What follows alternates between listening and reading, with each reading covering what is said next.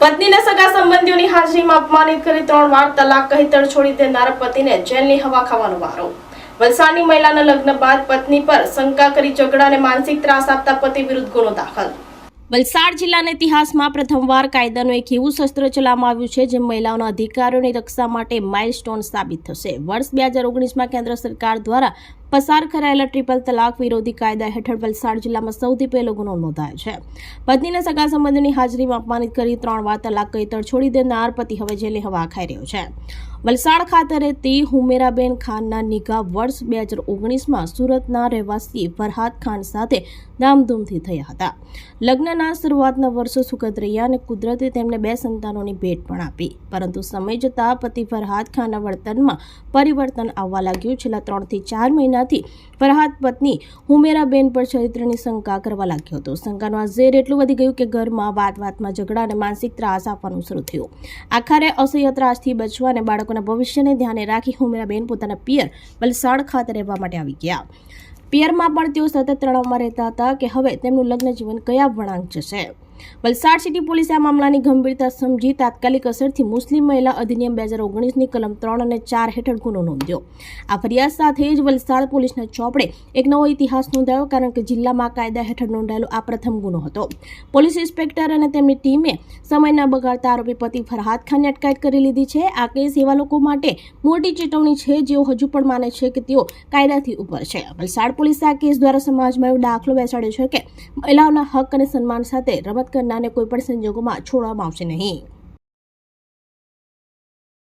તારીખ 18/1/2024ના રોજ Valsad city police station ખાતે આ કામના ફરિયાદીબેન હુમેરાબેન ખાન કરીને જે છે એ પોલીસ સ્ટેશનમાં પોતાના પતિએ પોતાને સગા સંબંધીની હાજરીમાં 3 તલાક આપી અને છૂટાછેડા લીધા છે તે સંબંધેની ફરિયાદ કરવા આવતા પોલીસ સ્ટેશન ખાતે વલસાડ સિટી પોલીસ સ્ટેશન ખાતે આઈપીસીની કલમ તેમજ મુસ્લિમ સ્ત્રીઓના લગ્નના હકોના રક્ષણ બાબતના અધિનિયમ 2019ની કલમ 3-4 મુજબ પતિ ફરહાદ ખાન વિરુદ્ધમાં જે છે આ ગુનો દાખલ કરવામાં આવ્યો હતો।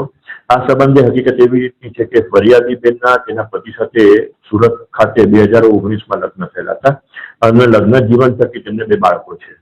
આ દરમિયાન પોતાના પતિને છેલ્લા 3-4 મહિનાથી આ પત્ની પર કોઈ બાબતે શક વહેમ હતો અને અવારનવાર બંને પક્ષો વચ્ચે ઝઘડા થયા કરતા હતા।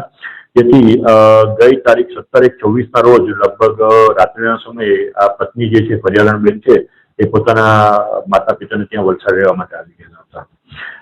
આ દરમિયાન 18 તારીખે એમના પતિ જે છે એ એમના સસરાને ફોન કરે છે, એમને કહે છે કે તમે મારી પત્નીને લઈને મારા ઘરે આવો।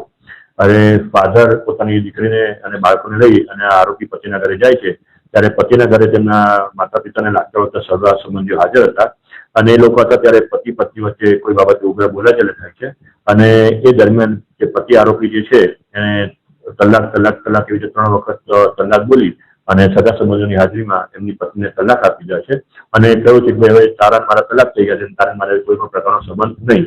આવી ઘટના બનતા તરત જ જે પત્ની જે છે એમના ઘરે જતી રહે છે અને પોલીસ સ્ટેશન આવીને ફરિયાદ દાખલ કરતા આ સંદર્ભે ગુનો દાખલ કરવામાં આવે છે।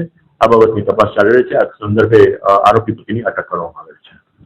આપણી સંકલ્પ ન્યૂઝ ચેનલને સબસ્ક્રાઇબ અને લાઇક કરો, બેલ આઇકન દબાવો જેથી આવનાર ન્યૂઝ અપડેટ્સની નોટિફિકેશન આપના મોબાઈલ પર સૌથી પહેલા પહોંચે। Like, subscribe and share the video.